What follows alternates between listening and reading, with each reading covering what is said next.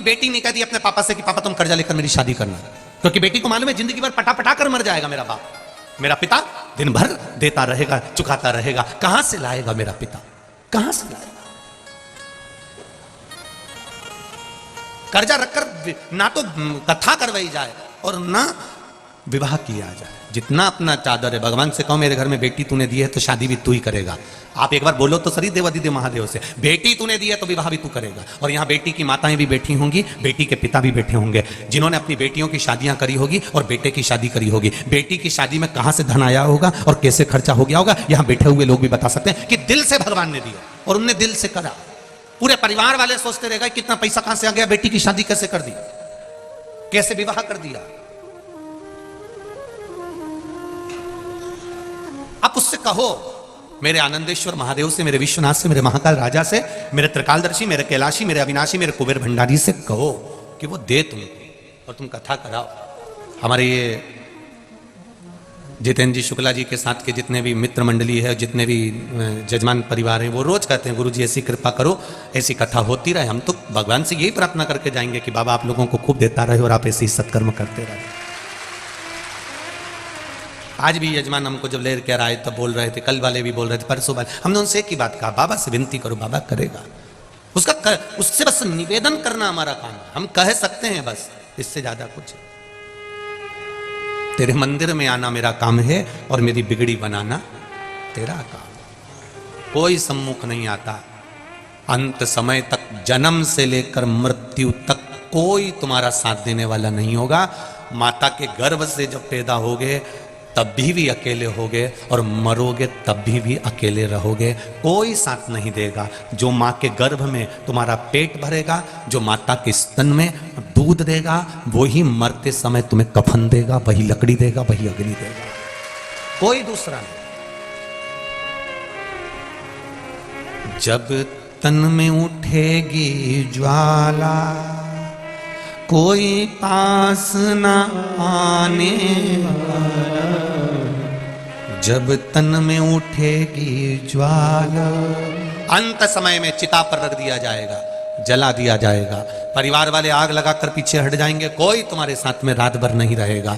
मुर्दा अकेला जलता रहता है, हड्डियां चटकती रहती है, शमशान सूना रहता है, तब कौन तुम्हारा साथ देता है? कोई साथ देने वाला नहीं होता। जो तुमने भगवान का भजन किया है, जो तुमने एक लोटा जल चढ़ाया है, जो तुमने बेलपत्री चढ़ाई है, जो तुमने शिव महापुराण की कथा सुनी है, जो यहां पर सेवा करी है, वो पुण्य तुम्हारा अकेलापन दूर करेगा और शमशान में भी तुम्हारे साथ खड़ा रहेगा। तुम्हारा पुण्य कटने वाला नहीं, पुण्य तुम्हारे सामने रहेगा।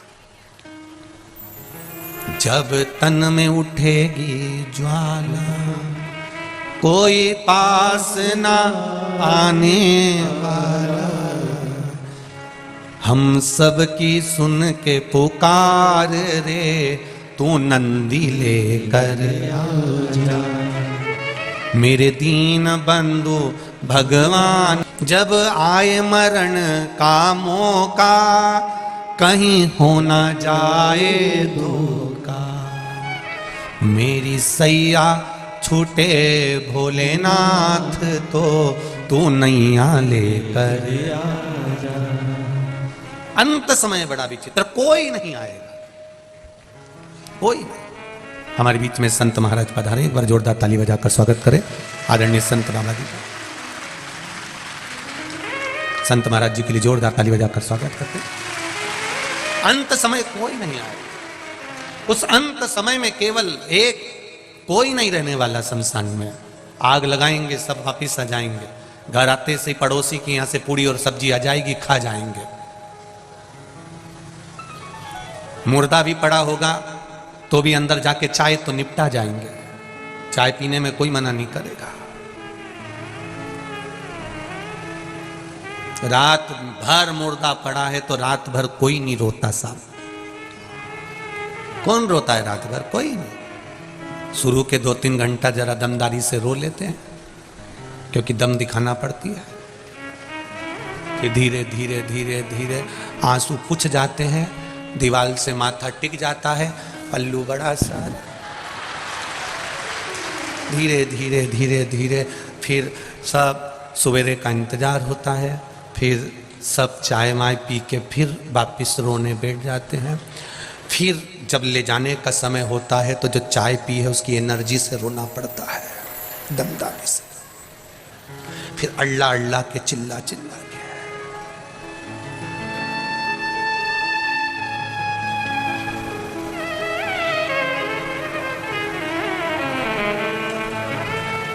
सब वो कहते हैं ना, एक राजा के लड़के के 4 मित्र थे। एक 24 घंटा साथ रहने वाला,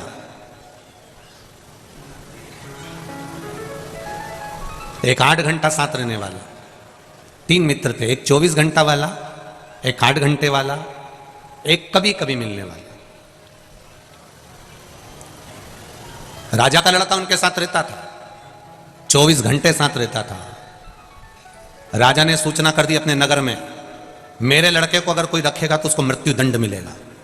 लड़का और लड़के को निकाल दिया घर से बाहर। लड़का रोते रोते अपने 24 घंटे साथ रहने वाले मित्र के पास गया। मित्र, तू मेरे साथ 24 घंटे रहता है, तू तो मेरा साथ दे दे। 24 घंटे वाले ने पानी की भी नहीं पूछी और भगा दिया, चल निकल यहां से, तेरे पिताजी मुझे भी मृत्यु दंड दे देंगे, मुझे मरना नहीं है, निकल जाओ यहां से। 24 घंटे वाले को निकाल दिया। 24 घंटे वाले ने निकाल दिया। रोता हुआ 8 घंटे वाले के पास गया। उसने सोचा 8 घंटे वाला क्या साथ देगा जब 24 घंटे वाले ने नहीं दिया। 8 घंटे वाले के पास गया तो 8 घंटे वाले ने भी पानी तो पिलाया, थोड़ी देर बिठाया, पर कह दिया मैं साथ नहीं दे सकता, तुझे जाना पड़ेगा, तेरा पिताजी हमको भी मृत्यु दंड दे देगा, मर जाएंगे हम, जा। उसने निकाल दिया। उसने कहा जब 24 घंटे साथ रहने वाले ने साथ नहीं दिया, 8 घंटे वाले ने साथ नहीं दिया, तो कभी कभी मिलने वाला क्या साथ देगा। गया वो कभी कभी मिलने वाले के पास। उसने कहा बहुत दिनों के बाद आया रे, सालों हो जाती है तू तो आता ही नहीं है। हाँ मित्र, बस आया हूं तेरे यहां रहने के लिए। मेरे पिताजी ने पूरे नगर में सूचना करी है, जो मेरे बेटे को रखेगा उसको मृत्यु दंड दिया जाएगा। कभी कभी मिलने वाले ने कह दिया तू चिंता मत कर, तू मेरे पास रहे, तेरा पिताजी अगर मुझे मारेगा तो मैं मरने को तैयार हूं, तू तो आराम से रहे मेरे पास में, खा पी मौज कर। कभी कभी मिलने वाले ने अपने पास रख लिया। राजा को सूचना मिली, उसने उसको बुलाया, पूछा तुमने मेरे बेटे को रखा? हाँ। तुम्हें डर नहीं है? नहीं है। राजा ने अपने लड़के को राजपाट दे दिया, जो कभी कभी मिलने वाला था उसको मंत्री बना दिया। कभी कभी मिलने वाले को मंत्री बना दिया। राजपाट घंटा, 8 घंटा और कभी कभी वाले मित्र कौन थे? तो हम समझें 24 घंटा साथ रहने वाला, इस आत्मा के साथ रहने वाला ये शरीर है। जब प्राण छूटता है तो सबसे पहले ये शरीर साथ छोड़ता है। इसके ऊपर कितना खर्चा करा तुमने 24 घंटा? एक से बढ़कर एक साबुन से नहाए, एक से बढ़कर एक क्रीम लगाया, एक एक घंटे तक धागे से। सोचो 24 घंटा साथ रहने वाले शरीर पर बादाम, काजू, पिस्ता, इलायची, बादाम, लड्डू, चाउमीन, कहीं डोसा, कहीं इडली, कितना खर्चा करा ये 24 घंटे साथ रहने वाले शरीर पर, कितना खर्च किया। और 24 घंटे साथ रहने वाले शरीर ने सबसे पहले साथ छोड़ा है इस आत्मा का। यह आत्मा का साथ सबसे पहले शरीर छोड़ता है, जिसके ऊपर तुमने करोड़ों रुपए खर्च कर दिए। करोड़ों रुपए जिसके ऊपर खर्च करा, उसने सबसे पहले साथ छोड़ा। फिर 8 घंटे वाले होते हैं हमारे परिवार वाले, 8 घंटे से ज्यादा नहीं रोते। तुम अंदाजा लगा के बैठ जाना, रात को मरेंगे तो 2-3 घंटा जब दमदारी से होंगे, रात भर लाश को पटक देंगे, दिया लगा के, दिया और अगरबत्ती, सुबह सुबह फिर तैयारी, 2-3 घंटा जब दमदारी से रो लेंगे। ऐसे मिला के केवल 6 घंटा तो ये हो गए। 2 घंटा इन्होंने बचा के रख लिए, जब भी कोई मिलने आएगा तो 1-1 सेकंड के लिए तो रोना पड़ेगा। उसका पूरा हिसाब लगाया जाएगा तो 8 घंटे के पहचान वाले हैं। जैसे ही कोई आया रहता है, माताएं अपने काम में लगी रहती है, और जैसे ही कोई आके बैठा और इनने पल्लू डाला करना, वो पूरी कहानी सुनाएंगे फिर धीरे से। अच्छा, जो मिलने आता है उसमें इतनी अकल ही नहीं होती। जब मिलने आया उसको पूरे नगर वालों को मालूम है इसको अटैक आया था, कि एक्सीडेंट हुआ था, कि शुगर बढ़ी थी, कि बीपी बढ़ा था, कि कैसे मारा था, सारे गांव के लोगों को मालूम है। उसको भी मालूम है कि कैसे मारा, परंतु आते से पूछेगा क्या हो गया था तो। और कहने वालों को भी शर्म नहीं आती, वहीं बैठे बैठे रात को तो अच्छे थे, मक्का की 2 रोटी खाई, 3 कटोरी कड़ी पी थी, मेरे से बोले मैं बाथरूम से आया, बाथरूम से आए बस जी बस। अब इनको सुनाई, ये गए, दूसरे आ गए। फिर उन्होंने पूछा क्या हुआ था, फिर ने मक्का की 2 रोटी खाई थी। कड़ी भी 3 कटोरी पी थी। जितने आ रहे हैं ना सबको यही बात बताई। तो एक ही बात तुम्हें सबको बताना है तो एक सीडी बनवा लो और प्लेयर में लगा दो, जैसे कहीं का है ना खटका चालू, ऐसे मरा था ये। पूछने आने वालों को भी शर्म नहीं आती और बताने वालों को भी नहीं आती। पूछने जाने वालों से निवेदन है, अगर किसी के मरे में बैठने जा रहे हो तो कैसे मरा ये मत पूछो, थोड़ी देर बैठकर राम नाम और कृष्ण नाम और शिव नाम का भजन कर लो तो वो तर जाएगा। 10 दिन तक हमारे शास्त्र, हमारी पुराण, गरुण पुराण भी कहती है कि 10 दिन तक जीवात्मा घर की अटारी पर रहती है। अगर किसी के प्राण छूटते हैं तो मिलने क्यों जाते हैं? हमारा शास्त्र कहता है मिलने इसलिए जाते हैं कि वहां बैठकर थोड़ा सा भगवान का नाम जपना। नाम जपोगे तो वो जीवात्मा जो उस घर में 10 दिन तक है वो तुम्हारे भजन से तर जाएगी। पर हम उल्टे हैं। तुम भी गए होगे कजन कित्तों के यहां, तो बोलो भजन करते हो वहां बैठ के? नहीं, कोई नहीं करता। थोड़ी देर बैठे हो, जितनी देर बैठे हो उतनी देर परमात्मा का नाम ले लो। सीताराम, राधे श्याम, शिव शंकर, ओम नमः शिवाय, जो तुम्हारा नाम पड़े। 8 घंटे साथ रहने वाले भी शमशान तक साथ निभाने के बाद में वापिस आ जाएंगे। कभी कभी मिलने वाला होता है वो गुरु, जो साल में 2 साल में कभी कभी मिलता है और वो एक बार कह देता है घबराने की जरूरत नहीं है, शंकर भगवान की शरणागति में चले जा, फिर कुछ नहीं होगा। वो गुरु होता है। कितनी भी आत्मा भटक रही हो, वो गुरु उसको शरणारविंद तक ले जाके छोड़ देगा। वो कभी कभी मिलता है। गुरु ऐसे नहीं मिल जाता। वो तो कानपुर वालों की किस्मत है, कानपुर वालों का तो भाग्य है जो अभी कथा मिल गई और इसके बाद में फिर वापिस 13 जनवरी से फिर कथा मिल जाएगी। तो ये तो 2-2 साल 3-3 साल पुरानी कथा है। ये मत सोचना कि ये 13 जनवरी वाली कथा अभी दे दी है गुरुजी ने कि यहाँ से। नहीं नहीं नहीं, ये कथा भी पुरानी है और वो कथा भी वही 2-3 साल पुरानी, जो जो जिन जिन पुराने तत्व में ले रखी है वही कथा है। ये मत सोचना कि अभी की कथा, सब पुरानी है। और इसके बाद में फिर कानपुर वालों के पास में फिर कथा 2-2.5 साल तक बड़ी मुश्किल है कि कहीं मिले। इंदौर में भी अभी 24 तारीख से 30 तारीख तक कथा है दलाल बाग में। 2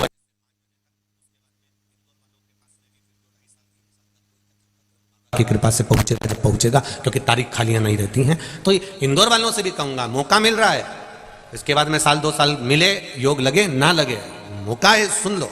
और कानपुर वासियों से भी निवेदन है, ये अगर यहाँ आने से वंचित रह गए तो रेलवे ग्राउंड में 13 जनवरी से कथा को सुन लेना। उसके बाद 2 साल 4 साल 6 साल बाद मौका मिले ना मिले, वो योग बना है, उसको सुनो।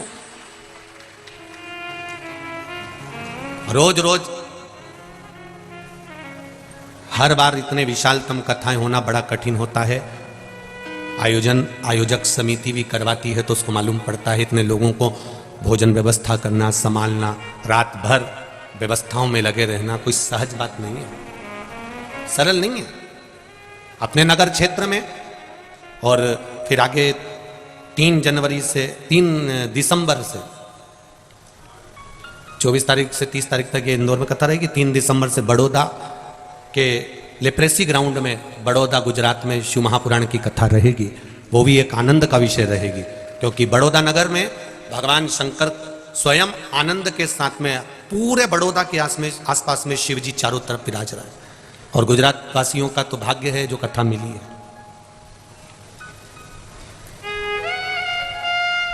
भगवान शिव की भक्ति को धारण कभी कभी मिलने वाला होता है सतगुरु, जो कह देगा 24 घंटे साथ रहने वाला शरीर है, आत्मा के साथ रह रहा है। 8 घंटे वाले रिश्तेदार परिवार वाले हैं। और कभी कभी मिलने वाला गुरु इस आत्मा को समझाकर परमात्मा तक छोड़ देता है। वो कहता है कि तुम शिव पर विश्वास करो, संसार पर नहीं। संसार तो मिथ्या है, झूठा है।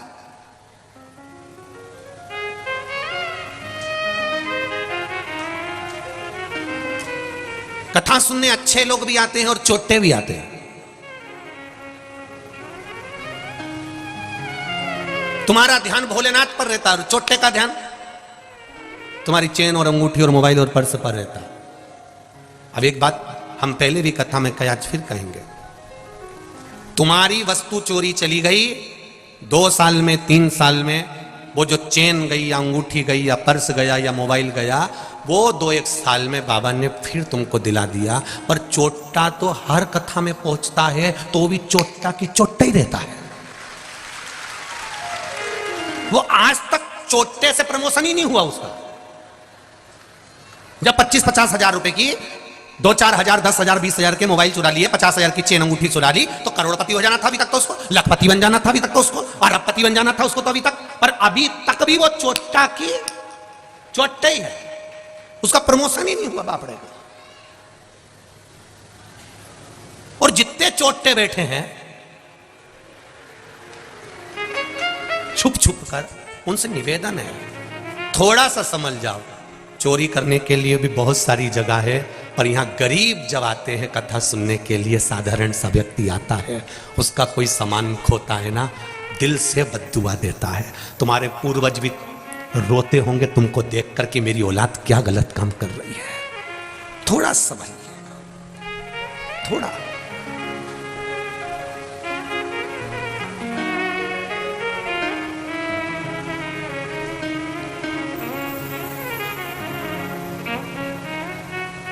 कल रात्रि की ही चर्चा है, किसी का कोई बैग कहीं चले गया होगा, सूचना पहुंची सीहोर, व्हाट्सएप पे मैसेज गया, वहां से समीर जी ने आशीष जी को कहा, आशीष जी बोले कि कोई का सामान चले गया और उसको कहीं बेराज मेराज कोई जगह है वहां जाना है, उसके पास में किराया नहीं है। तो हम आशीष को बोले पहले वहाँ पर कोई हो कार्यकर्ता तो उसको भेज दो और उसको देकर आओ पैसे, और वो आराम से जाए वहाँ तक, कोई दिक्कत नहीं, अच्छे से जाए। धन की मूलता नहीं है, कथा में भाव की मूलता। आप दिल से आते हो। यहाँ जितने भी श्रोता बैठे हैं ना, इनको कोई चावल देने नहीं गया था। पूरे कानपुर में, केवल कल्याणपुर में जहां कथा हो रही है, इससे एक चौराहे तक के में आपको बैनर दिखेंगे, पोस्टर दिखेंगे, बोलो सही है कि गलत है। पूरे कानपुर में जब भी कोई बड़े महाराज की कथा होती होगी तो पूरे कानपुर में बैनर लगते होंगे। कानपुर में एक जगह पर भी शिव पुराण का बैनर हो तो बता देना। एक बैनर नहीं है तो भी आपके पास में कोई चावल दाना नहीं पहुंचा, कोई पीले चावल नहीं पहुंचे, कोई पत्रिका नहीं पहुंची, कोई निमंत्रण नहीं पहुंचा, उसके बाद भी अगर आप आए हो तो यहां किसी धन या दौलत के लिए नहीं और किसी लोभ से नहीं, तुम आनंदेश्वर महादेव की कृपा से पहुंचे। तुम आनंदेश्वर भगवान की कृपा से अपना शुद्ध भाव लेकर आए हो। यहाँ कोई दिखावे के लिए नहीं आया। पूरे कानपुर में एक बैनर बता दो, एक पोस्टर बता दो तो बात दूसरी है। केवल इस यहां से लेकर आगे चौराहे तक के बीच में, उसके सिवा कहीं बैनर नहीं मिलेगा, कहीं निमंत्रण पत्र नहीं मिलेगा, कोई निमंत्रण, कोई। तो तुम्हारा ये केवल दिल जुड़ा है महादेव से, कोई दूसरा चीज नहीं जुड़ी है। नहीं तो जनता को इकट्ठा करने के लिए अच्छे अच्छे के पसीने छूट जाते हैं, गाड़ियां भर भर कर बुलाना पड़ती है, कहीं कितना बांटना भी पड़ता होगा, तब इकट्ठा करना पड़ता होगा। पर ये तुम्हारी निर्मल भक्ति है आनंदेश्वर महादेव की। इसलिए कह रहा हूं कल्याणपुर और कानपुर वालों, बड़े किस्मत वाले हो, गंगा के तट वालों, तुम्हें प्रणाम करता हूं आपकी भक्ति को। ये आपकी भक्ति है। भी कथा करने गए, वहां ने देखा बड़े बड़े लोग पोस्टर मोस्टर लगा देते, वो अपनी जगह पर कल्याणपुर और कानपुर में मेरे आनंदेश्वर महादेव ने एक चमत्कार जो दिखाया है, वो चमत्कार आपके रूप में बैठा हुआ है मेरा महादेव, आपके रूप में। ये आनंदेश्वर की भक्ति है। इसको कहते हैं आनंदेश्वर महादेव। ये कोई साधारण नहीं है महाराज। उसकी नगरी में कथा कराने वाला वही राजा है और कथा सुनने वाला वही राजा है। यहां बाकी की सब प्रजा है उसकी, सब प्रजा। उसकी भक्ति इतनी प्रबल है, उसकी भक्ति का बल इतना प्रबल। ये चमक ये दमक फुलवन में महक, सब कुछ सरकार तुम्हीं से है।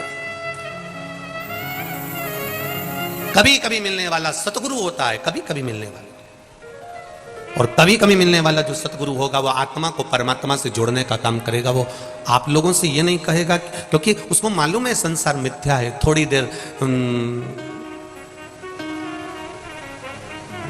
तो वो एक पहले एक कोई गीत बना था कि थोड़ी देर रोगे कि चाय पीने चले, थोड़ा सा, बस थोड़ा सा।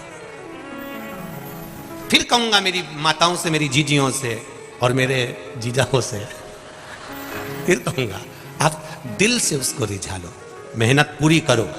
छोटा सा भी काम करो ना तो ये मत सोचना, संकोच मत करना कि बहुत छोटा काम है, अपनी मेहनत पूरी करना। अभी परसों की कथा में कहीं पीछे लेटर पड़ा होगा, किसी कबाड़ी का काम करने वाली, कबाड़ का काम करने वाली, लोहा लंगड़ का कबाड़े के काम करने वाली के यहाँ कुछ चोरी हो गई होगी। तुम्हारे यहीं की कथा है। उसने पत्र लिखा है, कौन कहीं बैठे हो तो वो कबाड़े वाले अगर कहीं बैठे हो तो हाथ हिला देना। कबाड़े वाले के यहाँ चोरी हो गई थी। अब वो कबाड़े वाले के यहाँ चोरी हो गई तो उन्होंने थाने में रिपोर्ट कराई। कोई बैठे हो, यहाँ सूचना भी हो गई, अखबार में भी आया होगा कबाड़ा मबाड़े का, तो कबाड़े में चोरी हो गई थी तो उन्होंने रिपोर्ट कराई। और रिपोर्ट कराने के बाद में, पत्र होगा पीछे कहीं पड़ा होगा, रिपोर्ट कराने के बाद में वो चोर नहीं मिला। और उनकी पत्नी ने कथा सुन ली कि कानपुर में कथा हो रही, कल्याणपुर में, तो कहने लगे आप अपन भी जाके बैठो, सीवर वाला महाराज बोलता है 3 महीने में रिजल्ट मिलता है, चोट्टा भी मिलेगा।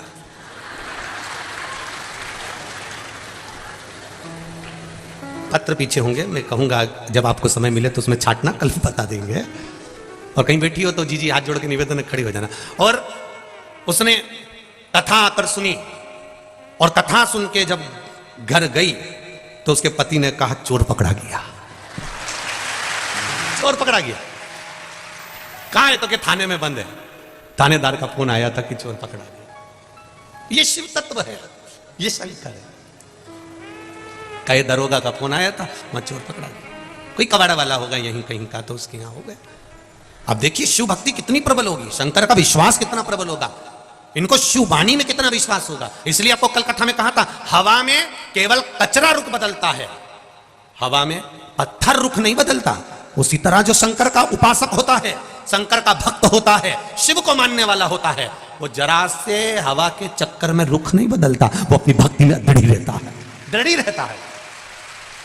सावन का महीना है, जल चढ़ाने जा रहा है। गंगा उफान पर है, जल चढ़ाने जा रहा है। बरस रहा पानी, जल चढ़ाने जा रहा है। तपती हुई गर्मी है, जल चढ़ाने जा रहा है। ठंड पड़ रही है तो भी जल चढ़ाने जा रहा है। पत्थर ठंडा हो रहा है तो भी जल चढ़ाने जा रहा है।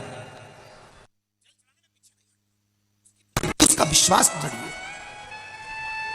उसका भरोसा पक्का।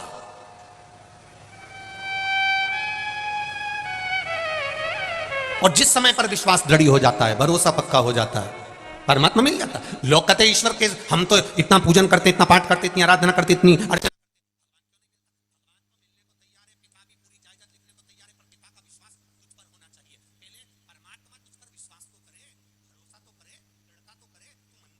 करा है 2-3 महीने जाकर बंद कर देगा तो भगवान कुछ दे रहा है क्या?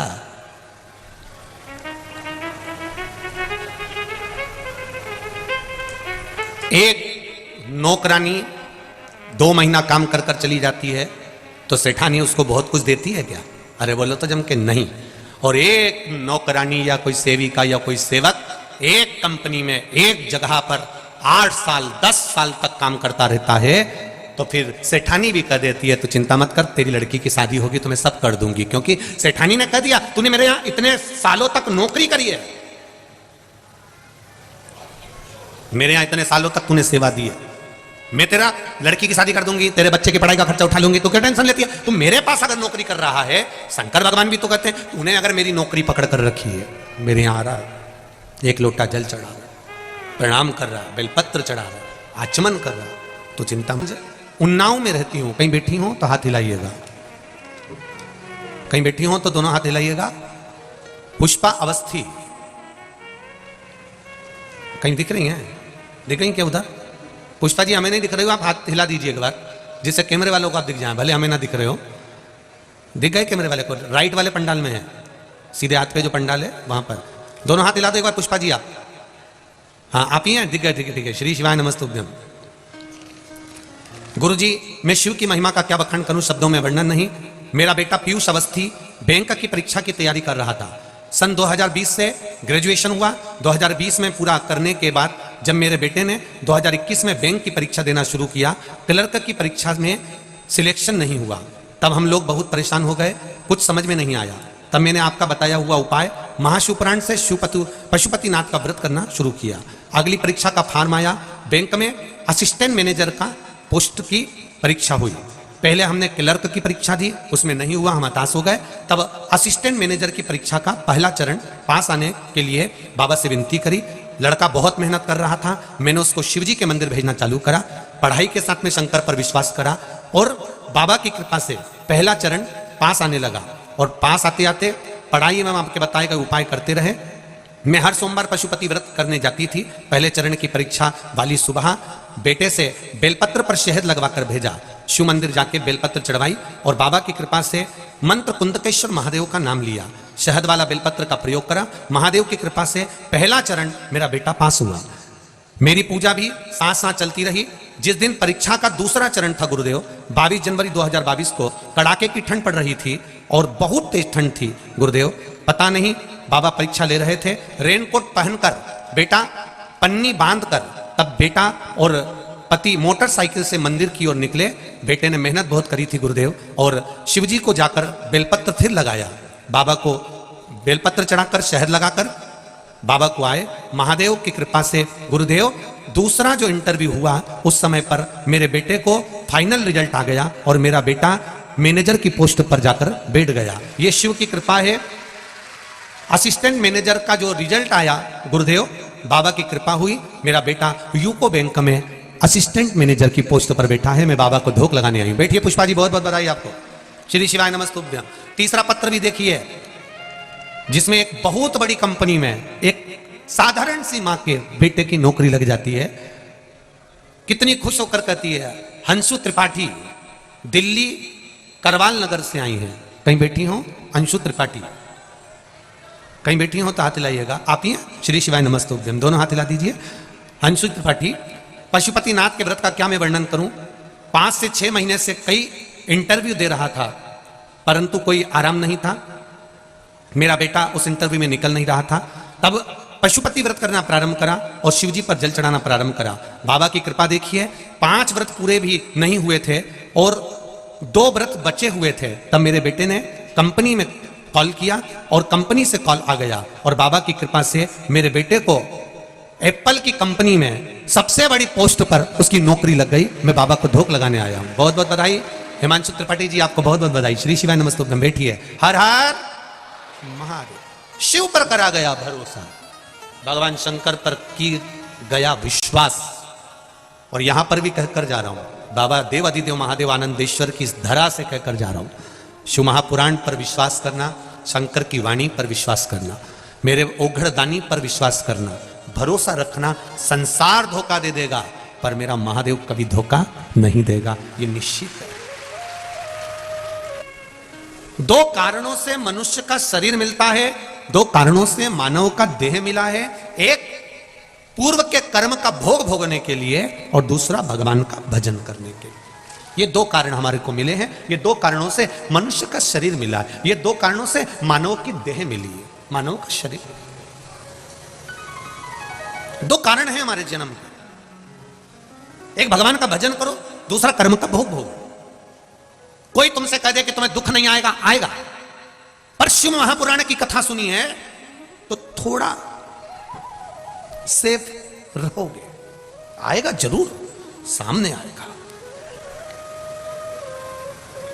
ये कोरोना की वैक्सीन काय को लगवाई थी? कई लोगों ने बहुत डराया, हाथ टेढ़ा हो जाएगा, 4-6 दिन तक बुखार आएगा। जो विरोधी थे उन्होंने डराने का बहुत प्रयास करा कि ये ऐसा हो जाएगा, वैसा हो जाएगा, कोरोना का इंजेक्शन मत लगवाना, तो वैक्सीन मत लेना। लोगों ने खूब डराया। उसी तरह शिव महापुराण में भी लोग डराते हैं, शंकर जी का शिवलिंग मत बनाओ, रात को ये पूजन मत करो, काली मिर्ची मत चढ़ाओ, ये मत करो, बेलपत्री मत चढ़ाओ, शिव जी को शहद लगाकर बेलपत्र मत चढ़ाओ। लोग तुम्हें भटका देंगे, डरा देंगे, तुम्हारा मार्ग विच्छेद कर देंगे। पर जिसने कोरोना की वैक्सीन लगवा ली उसको दूसरे चरण, तीसरे चरण में कुछ नहीं हुआ, बच गया। जिसने नहीं लगवाई थी डर के मारे कुछ हो जाएगा, हाथ टेढ़ा हो जाएगा, बीमारी हो जाएगी, लोग कह रहे हैं ऐसा हो जाएगा, जो डरे वो मरे, जो डर गए वो मर गए। जिन्होंने वैक्सीन लगवा ली वो बच गया, वो बच गया। और बुजुर्ग लोग बहुत चतुर थे, नवयुवक लड़के डर रहे थे, बेटियां डर रही थी। हम भी पहुंच गए, उन्हें लगवा के आ गए, आराम से चना चबा चबा के खा रहे, इनका कुछ नहीं बिगड़ना, कुछ नहीं। और दूसरे चरण में देखो आप तो सब जवान जवान जवान जवान, कोई 40 साल का, कोई 50 साल का, कोई 35 साल का, निपटते चले गए ककड़ी भुट्टे की तरह। लोग चाहते गए, लोग डर रहे थे। शिव महापुराण की कथा कल्याणपुर कानपुर में नहीं हो रही है, ये मेरे आनंदेश्वर महादेव ने तुम्हारे भीतर, तुम्हारे कार्य के लिए, तुम्हारी सफलता के लिए ये वैक्सीन भेजी है कि एक बार अच्छे से लगवा लो तो आगे बढ़ जाओगे। ये वैक्सीन बच लो, लगाओ वैक्सीन का, वो सुख है। दुख आएगा ये निश्चित है। कोई महाराज तुमसे कह दे कि तुम्हें दुख नहीं आएगा, तो ऐसे महाराज जी से हमको भी मिला देना, उसमें कोई दिक्कत वाली बात नहीं है। दांत में दर्द भी होगा, हाथ में जकड़न भी होगी, शरीर में कष्ट भी होगा, घुटने भी दुखेंगे, शरीर भी दुखेगा, ये निश्चित है। पर अगर शंकर भगवान पर विश्वास किया, भरोसा करा, एक बेलपत्र या शंकर जी पे चढ़ा हुआ जल का आचमन करा, तो ये जरूर है कि जैसे वैक्सीन धीरे धीरे काम करती है और फिर आप पर कोरोना को हावी नहीं होने देती, उसी तरह हमारे दुख को हमारे ऊपर ये शिवपुराण हावी नहीं होने देती, बचा लेती, बचाएगी शिवपुराण। जिसने दिल से सुनी है वो सामने आकर खड़ी हो जाती है। ये प्रूफ है। क्लर्क की नौकरी नहीं देना थी भगवान को, सीधे मैनेजर की पोस्ट देना थी, तो नहीं करवाया, वो टूट गई। उन्हें लिखा है कि मेरा दिल टूट गया, हृदय टूट गया कि मैंने पशुपति व्रत करा और मेरे बेटे का नहीं हुआ। क्लर्क की नौकरी नहीं देना थी ना, तूने पशुपति व्रत करा था। हमारा एक छोटा सा काम नहीं होता तो हम बुरा मान जाते हैं, हमारा छोटा सा काम नहीं होता तो हम दुखी हो जाते हैं, हमारा एक काम नहीं हुआ तो हम पशुपति व्रत करना बंद कर देते हैं, हमारा जरा सा काम नहीं हुआ तो हमें दुख हो जाता है।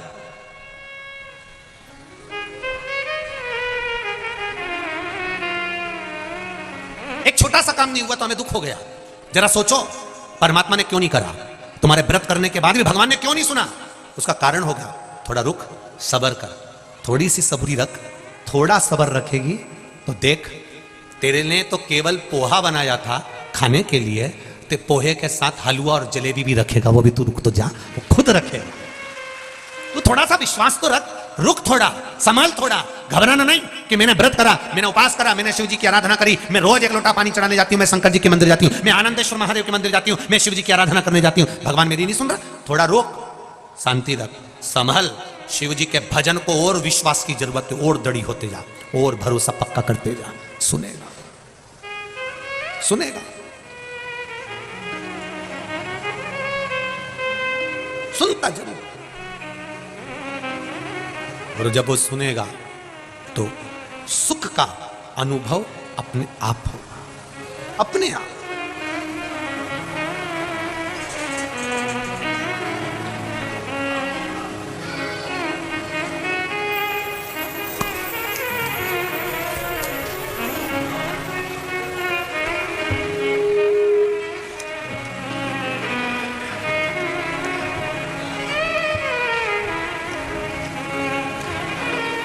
रुद्राक्ष वितरण करेंगे जब रुद्राक्ष उत्सव का समय आएगा, तब हम पूरा। के बाद भी बेटे पर बाप का अंतिम समय जब आता है, तब जब सोचता है कि मैं बीमार पड़ गया, तब बाप अपने बेटे पर पूर्ण भरोसा कर कर सारी जायदाद पे सिग्नेचर करता है।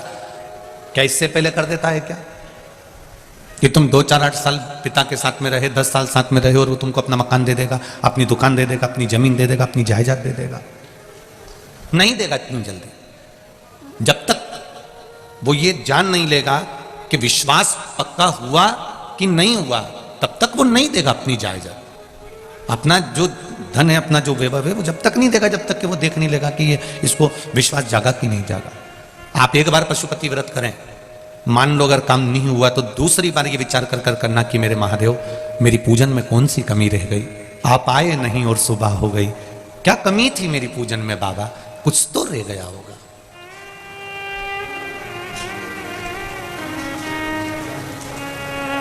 कई लोग कहते हैं गुरुजी हमने बेलपत्री और शहद वाला भी प्रयोग करा, परंतु सबका हुआ, हमारा क्यों नहीं हुआ? तो हम उनसे कहना चाहेंगे कुछ ना कुछ त्रुटि तुम्हारी जरूर होगी।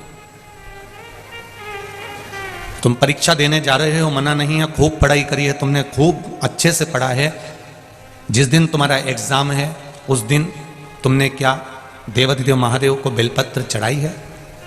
नहीं गुरुजी, हमको एग्जाम देने दूर जाना था तो हमने एक दिन पहले चढ़ा दिया। तो हमने भी कह दिया तुमने एक दिन पहले खाया था, फिर उस दिन मत खाना जिस दिन तुम्हारा एग्जाम था।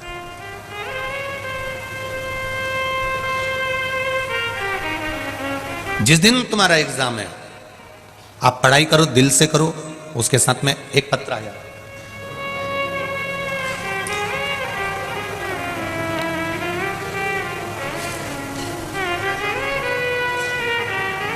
प्रिया मिश्रा शिक्षिका, LIC अभिकर्ता, पनकी कानपुर से आई हैं। कहीं बेटी हो तो हाथ हिलाइएगा। कहीं बेटी आप ही हैं? ठीक है, दोनों हाथ हिला दो इधर। श्री शिवाय नमस्तुभ्यम। हाँ, दोनों हाथ हिलाओ एक बार। श्री शिवाय नमस्तुभ्यम।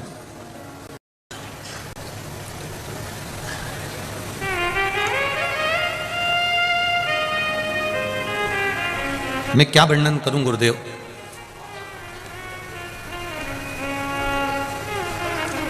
इतना साहस नहीं कि मैं भगवान भोलेनाथ की महिमा का वर्णन कर सकूं। माइक पहुंच सकता है क्या वहां तक? माइक चले जाएगा? पहुंचाओ जरा, जल्दी जल्दी पहुंचाओ। इनका टाइम दिया, सब लोगों के मन में निराशा आ गई, लेकिन मेरे अंदर एक जोश था, नहीं मेरे भैया आएंगे, करेंगे आके। भोलेनाथ से मैंने अपना भाई बहन का रिश्ता बना के आपने लिखा इसमें, मैंने श्री शिवाय नमस्तुभ्यम का जाप मेरे पूरे परिवार ने करना प्रारंभ कर दिया। बच्चा बच्चा और एक लोटा जल हम दोनों भाइयों को ले जाकर शिव जी को चढ़ाना प्रारंभ कर दिया। जी, बच्चा बच्चा जहाँ पर जो था वो वहीं से बैठकर श्री शिवाय नमस्तुभ्यम का जाप कर रहा था, और मानो अंदर स्वयं बाबा सब कुछ कर रहे हो। इतनी जल्दी सिलेक्शन लेटर हाथ में लेके बाबा जय हो जय हो जय हो। दोनों आपका दोनों भाइयों का सिलेक्शन लेटर हाथ में आ गया और बाबा ने कृपा कर दी। हर हर महादेव। बहुत बहुत बधाई आपको। आपको इंडियन एयरफोर्स में दोनों भाइयों की सर्विस लगने की बहुत बहुत बधाई। बैठिए। श्री शिवाय नमस्तुभ्यम। ये शिव है, परीक्षा बहुत लेता है। बस आपका दिल, आपका समर्पण, आपका चित्त, आपका मन भगवान में रमना चाहिए। उस बहन ने एग्जाम देने के साथ में विश्वास नहीं तोड़ा। उसने अपने भाइयों से कह दिया था कि तुम चलो।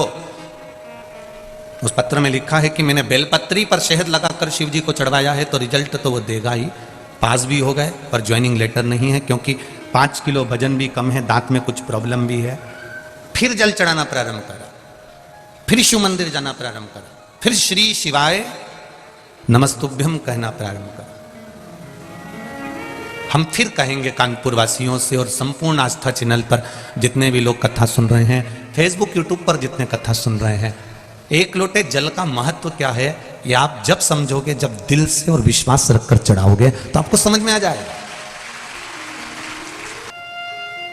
भरोसा जब डिगता है, भरोसा जब टूटता है, तो फिर वो किसी काम का नहीं रहता।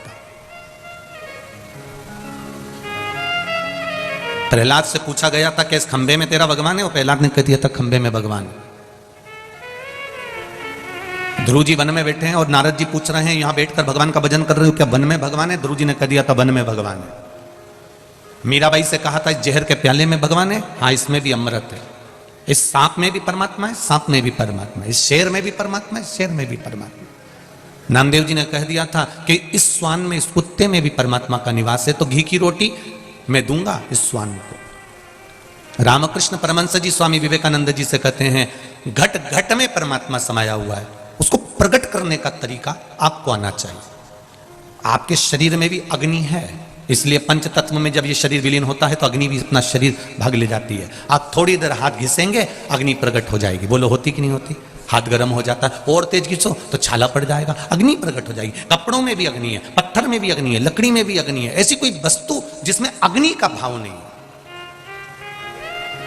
बस थोड़ा सा हाथ घिसोगे अग्नि प्रकट हो जाएगी। परमात्मा सब में है, कंकर में शंकर है, हर जगह पर मेरा देवादिदेव महादेव बैठा हुआ है, प्रत्येक जगह पर बैठा हुआ है, उसको प्राप्त करना पड़ेगा।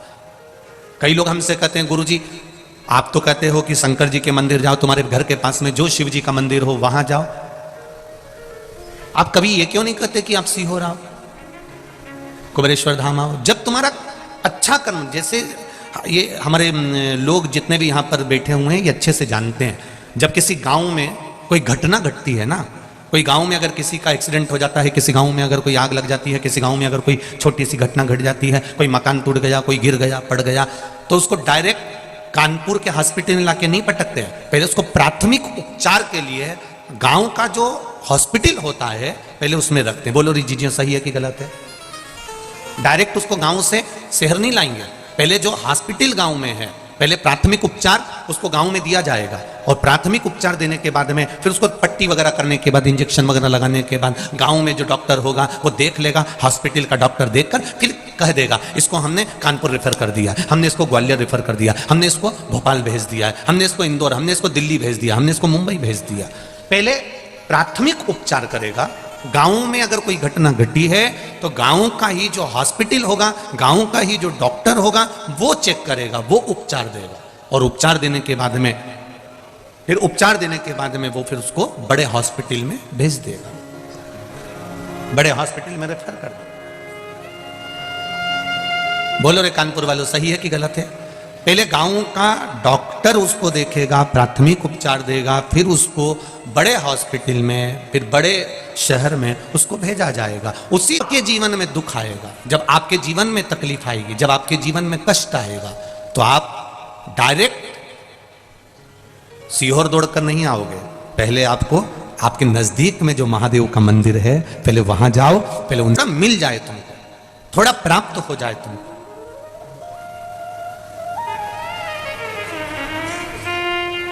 हम कथा करवाने वालों से हमेशा कहते रहते हैं कि कभी कर्जा रखकर कथा मत करवाना, कभी कर्जा लेकर कथा मत कराना। व्यवस्था करना है, तुमसे कोई 25 लाख, 50 लाख, 100 लाख, 1.5 लाख, जो कभी आपके सम्मुख में नहीं कि 25 लाख मांग लियो, महाराज ने 50 लाख मांग लियो, कि 40 लाख मांग लियो, कि 80 लाख मांग लियो। कर्जा रखकर कथा मत करवाना। कथा करवाना तो तुम्हारे पास में जब मेरा देव अधिदेव महादेव, और अभी भी कहकर जा रहा हूं कानपुर वासियों के लिए, जब मेरा बाबा तुम्हारे मन में अगर बात आ जाए कि मुझे भी कथा कराना है, तो मेरे बाबा से एक बार दिल से कहना, बाबा इतना देना कि एक बार मैं भी कथा कराऊं, तो देगा, निश्चित है वो देगा। कथा तब कराओ जब वो दे, कर्जा लेकर नहीं।